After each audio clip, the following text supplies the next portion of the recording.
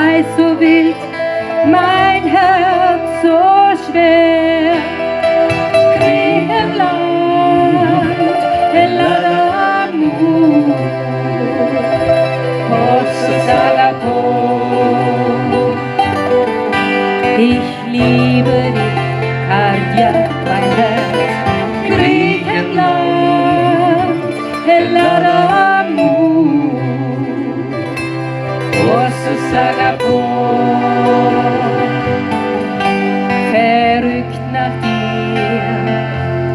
Ja, wir sind heute im Griechische, hier im City Gate Shopping, haben den Herrn Bernd Moldan hier. Und das hat einen guten Grund, er hat ein Buch herausgegeben, was sich ganz interessant hört, Griechische Spuren und das in Wien. Ja, was heißt das eigentlich, Griechische Spuren in Wien?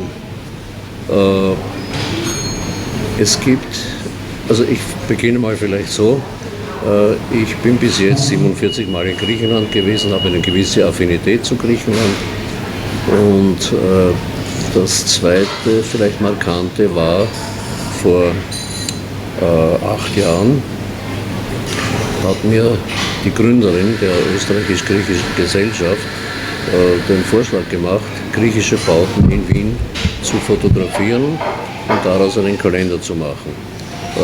Dem bin ich damals nicht näher getreten.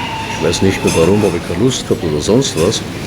Nur diesen Gedanken habe ich vor nunmehr 2,5 Jahren wieder aufgenommen und habe begonnen, griechische Bauten, griechische Denkmäler, griechische so quasi Überbleibseln aus der Geschichte in und um Wien zu suchen, zu fotografieren und so ist es gekommen, dass ich also mit Hilfe der Metropolis, mit Hilfe eines Historikers mir auch ein historisches Wissen erarbeitet habe und habe ungefähr in diesem Zusammenhang 1000 Fotos gemacht, was im Prinzip nicht viel ist. Davon sind ungefähr 280 Fotos in das Buch eingeflossen. Nun hatte ich damals die Fotos und dann war die Frage, was mache ich mit den Fotos? Man muss ja die Zusammenhänge zu den Personen, die in der Geschichte Österreichs, Wiens, hier von der griechischen Seite her gewirkt haben, die Lebensläufe auch erarbeiten, forschen etc. Und so bin ich auf doch einige überraschende Dinge gekommen, für mich zumindest. Mag sein, dass es dem einen oder anderen schon bekannt ist, aber die ersten Spuren von Griechen gibt es in der Römerstadt Carnuntum.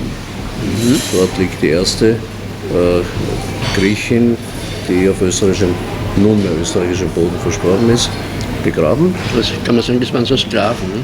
Zu der damaligen Zeit oder Gefangene? Im Prinzip ist es richtig. Es waren Bedienstete der Römer, der Legionssoldaten und das sind die ersten Spuren, also ungefähr 2000 Jahre zurückliegend. Und dann gibt es einen gewissen Sprung in das 18. Jahrhundert.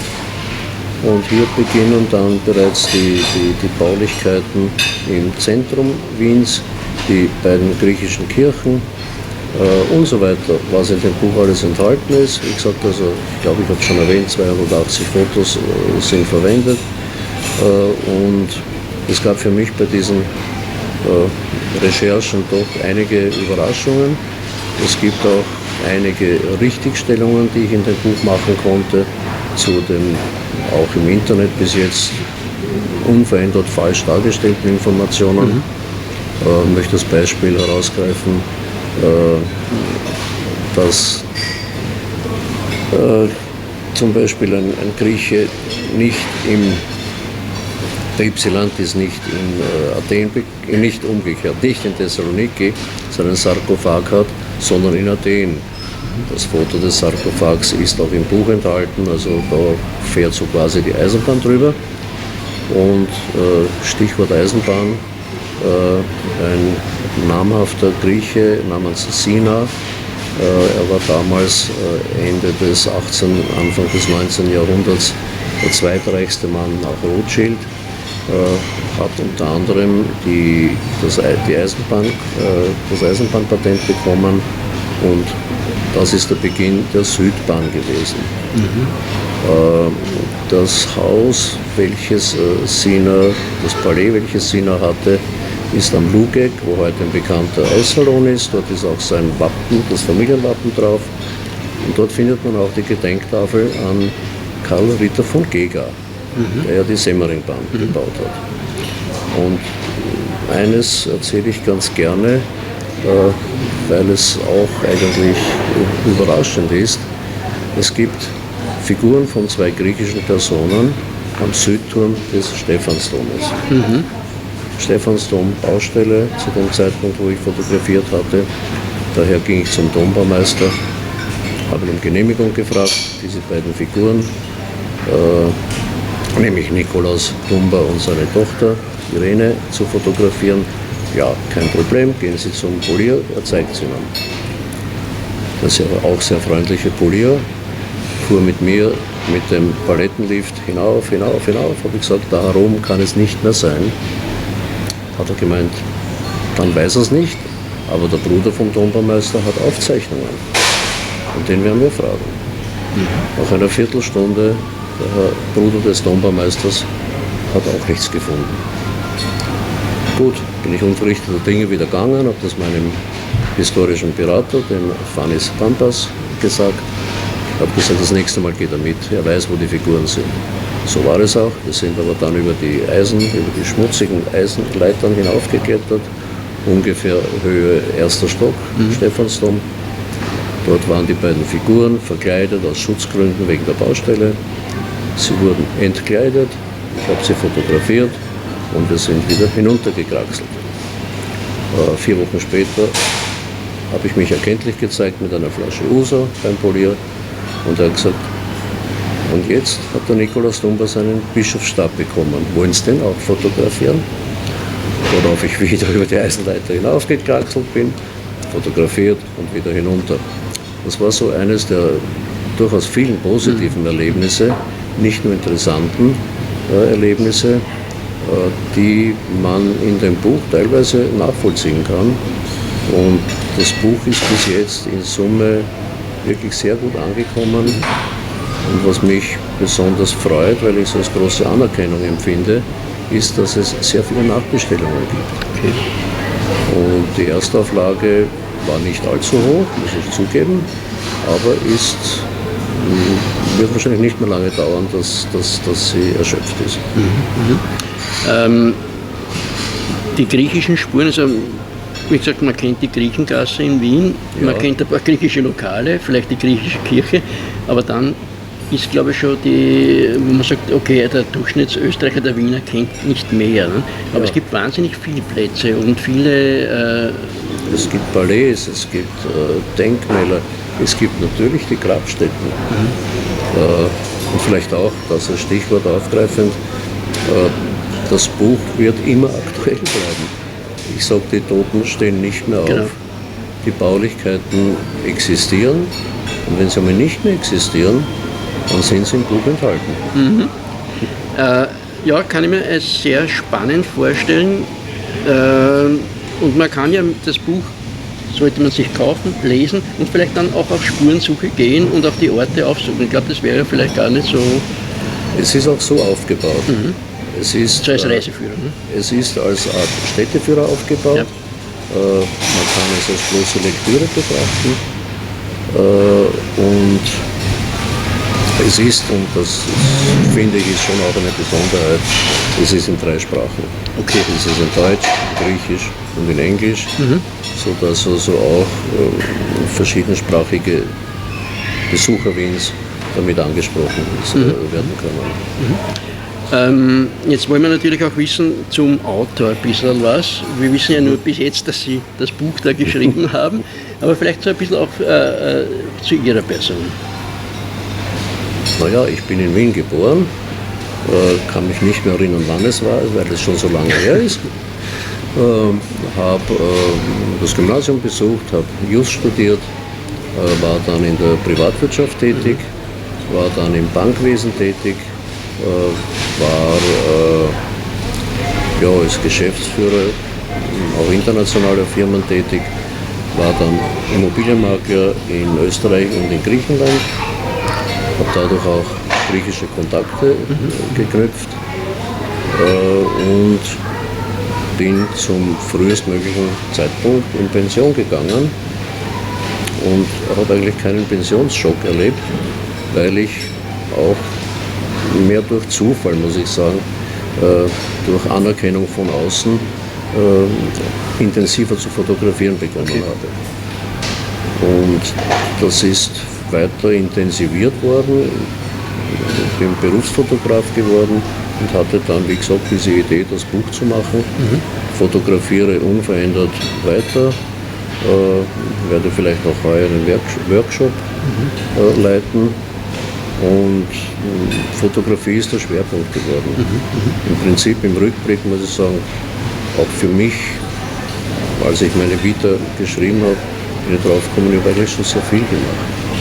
Aber nicht jetzt absichtlich wechseln, was Neues, sondern es ist harmonisch eines in das andere gegangen. Ich habe da irgendwas gesehen, Sie haben auch, glaube ich, eine Auszeichnung oder einen Preis gekriegt bezüglich Fotografie-Architektur. Ist das richtig? Es hat verschiedene Sparten gegeben und in der Sparte Architektur bin ich Landespreisträger der Wiener Berufsfotografen geworden. Das heißt, da geht es einfach architektonische Bauten und Werke einfach so nah wie möglich oder so gut wie möglich darzustellen. Vielleicht, dass das Objekt auch ein bisschen zu leben beginnt in der Fotografie. Ja, das ist überhaupt das Prinzip von mir, die Dinge vielleicht anders zu betrachten, als ein normaler Vorbeigehender ein Bauwerk oder überhaupt ein Motiv sieht. Die andere Perspektive ist auch ein Schlagwort von mir. Das versuche ich und das ist mir auch bei der Architekturfotografie offensichtlich gelungen. Und gerade Architektur ist in dem Buch ja sehr, sehr umfangreich enthalten. Also auch hier schließt sich der Kreis wieder.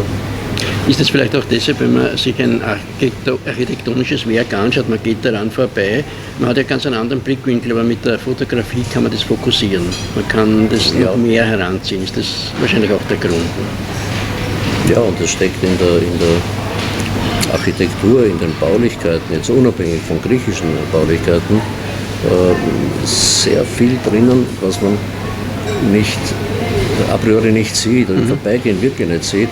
Im Rahmen meiner Banktätigkeit zum Beispiel tätig im ersten Bezirk gewesen, in der Mittagspause spazieren gegangen, bis ich dann irgendwann schlagartig einmal den Blick hinaufgerichtet habe und erstaunt war, was man eigentlich oben alles sieht. Der normale Bürger schaut am Boden, damit er nicht stolpert. Genau. Ich habe hinaufgeschaut, bin trotzdem nicht gestolpert, aber ich habe einen anderen Blick bekommen. Gibt es jetzt schon Pläne für ein weiteres Projekt? Das Projekt, kann man ja sagen, ist einmal fürs erste Mal abgeschlossen oder vielleicht gibt es eine Folge davon, nacharbeiten oder? Vielleicht gibt es, ich glaube eher nicht. Ich will es aber nicht ausschließen, ob es nicht eine zweite Auflage gibt. Okay. Und sonst ein Projekt in Sachen Fotografie geplant in der nächsten Zeit? Na, Workshop an der Amalfiküste im Oktober. Das hängt aber rein von persönlichen Umständen meinerseits ab, ob das stattfindet, ob ich das mache oder nicht. Eingeladen dazu bin ich. Gut, ja, ich glaube, wir haben eigentlich ziemlich alles. Ich hoffe, wir haben nichts vergessen. Wir haben versucht, es so umfangreich und so genau zu machen. Es ist eine ganz interessante Sache und ich finde, dass Fotografie auch ganz wichtig ist, weil es vielen Menschen auch die Augen öffnet. Sei es jetzt die Fotografie von Architektur, aber man sieht es auch immer wieder bei der Pressefotografie, wie ein gut gemachtes Foto Emotionen hervorrufen kann und auch Betroffenheit. Und ich glaube, die Fotografie ist auch eine wichtige Kunst und das unterscheidet die Fotografie vom Knipsen, würde ich mal so sehen. Naja, mich hat einmal, muss ich ehrlich sagen, jemand, ein Künstlerkollege, beleidigt, weil er gesagt hat, fotografieren ist ja nur aufs Knöpfel drucken. Das stimmt nicht. Ich sage dazu mehr nicht. Absolut, ja, genau. Ja, nein, ich würde auch sagen, Fotografie ist eine große Kunst, man muss das Auge haben dafür und man muss wissen, wann man im richtigen Moment drückt, das Knöpfel drückt, das würde ich so sagen. Das ist richtig, ja. Dann sage ich schon recht herzlichen Dank, war ein sehr interessantes Gespräch und wer jetzt dieses Buch erwerben will, man bekommt es im gut sortierten Buchfachhandel, schätze ich einmal. Entweder über mich, meine Website ist fotomoldan.at oder über den Verlag Berger oder über den Buchhandel. Alles klar. Dann sage ich schon recht herzlichen Dank und es hat Spaß gemacht, mit Ihnen zu plaudern. Ich danke auch, es war ein sehr nettes Gespräch. Vielen Dank. Dankeschön. Griechenland.